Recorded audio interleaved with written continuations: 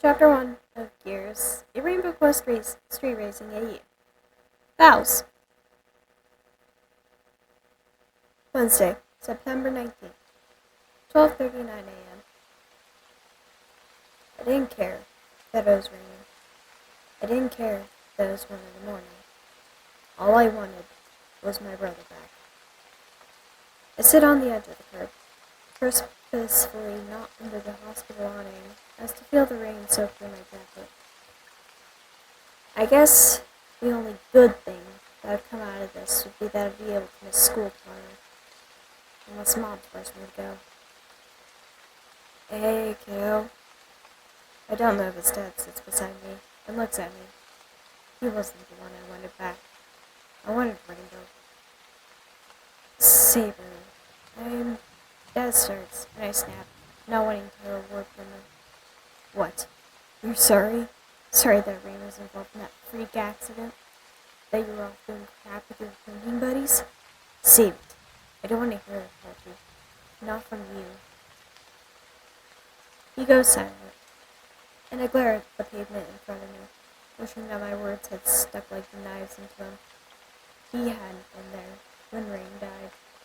He had been out drinking his ass off, and not there for his sons who had needed him most. Now only one son, I guess. I felt Dad place his hand on my shoulder, and I glared at him, only to see that his eyes were red and wet. Maybe he think I deserved my anger at him.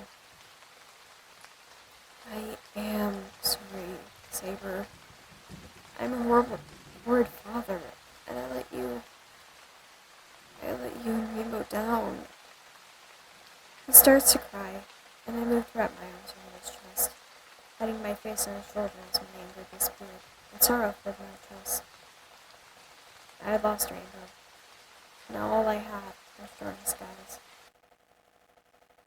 The next morning, 7:48 a.m. I slowly made my way to school, dragging my feet along as I glared down at the pavement. Mom had still made me get up to go to school, not even having a shred of compassion for what had happened last night. I doubt any of the teachers would have me either. I look up for a moment to see Time, Elemental, Alan, who we all called Thera, and Drake, whose nickname was Bolt, all standing at the corner where we usually met. Time spies me first, and waves, a happy grin on his face. He was wearing his usual attire, a brown coat with hood, his weird hat, jeans, and his usual dark gray shoes. Hey, Sabre! Rain raining slow today? His voice was too cheery for today. I couldn't bear it. I looked back down at the pavement and walked past the group in silence, wishing for it to start raining again. Sabre? I feel a hand catch me on my shoulder and turn around to look to see Thera with a look of worry on his face. I shrug his hand off my shoulder and turn back around, staring at the pavement. Yet, should I head to school? I don't think I could handle it. Not alone. I feel something wet drip down my face as I start to walk quickly away from the group. I wouldn't have any other place to go anyways. By the time I reached lunch, I already wanted to take a knife to several teachers. Some deserved one anyways. I closed my locker and let out a hiss of anger. None of them were nice anyways, and multiple of them had given me extra homework for seeming too unhappy. I start to walk to the lunchroom and stare at the floor with my hands shoved in my jacket pockets. As long as I reach the line without any trouble, I'd be fine. I reach the doorway before I feel a hand touch my shoulder and turn to look to see Elemental leaning against the doorframe. He was wearing a new cut-off shirt today that framed his flame tattoo on his muscled shoulder. Hey, Saves. Wait a moment. I was waiting on you to go grab lunch together. He stands up straight, with a relaxed look on his face as I brush his hand off my shoulder. I didn't want anybody to touch me. Don't touch me, Elemental. I mutter, and then walk towards the lunch line, only for Elemental to follow me. I glare at the floor to avoid talking to him as the line progressed, and I finally was able to grab my tray. I glanced for a moment at where Time, Bolt, and Thera are sitting, chatting amicably, then went to the empty corner that nobody sat at. Yet to my oh-so-great luck, Elemental followed me. I sit down with my tray, and he sits across from me, not looking up as I should in the glare. He never seemed to know what personal space was. And for a moment, I start to pick at my food, waiting for Elemental to take the hint and go sit with the others. Yet he doesn't move. After a moment, I try to shove some food in my mouth, only to burn it on what I had ate. Finally fed up with him, I slam my fork down and glare at him. What do you want, Elemental? Can you seriously not leave me alone for 3 minutes? I hiss at him, gritting my teeth. Elemental finally looks up at me from his food and sets his fork down, staring at me with his golden eyes. Sabre, you've been avoiding all of us all day. That's unlike you unless something major happened. Look, I've gotta ask Sabes or it's gonna drive me nuts all day. I'm not gonna text from Rain since you guys left my place last night, did? His voice catches for a second before he continues. Did something happen last night to Rain? Elemental has a soft look in his eyes as my cheeks turn hot. I slam my hands down on the table as I stand up, fed up of everyone. When does something ever not happen in this godforsaken school? You're so concerned about Rain, huh? Well then here it is. Rain is fucking dead. So there, you happy? You happy that you finally know what the hell happened? The entire lunchroom goes silent as I dead stare Elemental down, seething with every nerve in my body wanting to punch him. Elemental's face goes pale as what I had just yelled settled in. I leave my tray as I run out of the lunchroom, not even caring about finishing my food. I hear somebody call my name as I run down the hall, but I don't turn to look to see who it was. I couldn't bear to be around anybody right now. I burst through the front doors of the school and run down the street, anger filling my body. My feet pounded the pavement as angry tears started to roll down my face. Nobody got what I had just gone through. Nobody had just lost their brother the night before and was forced to act like it never happened. Rain didn't deserve that. He didn't deserve to be forgotten.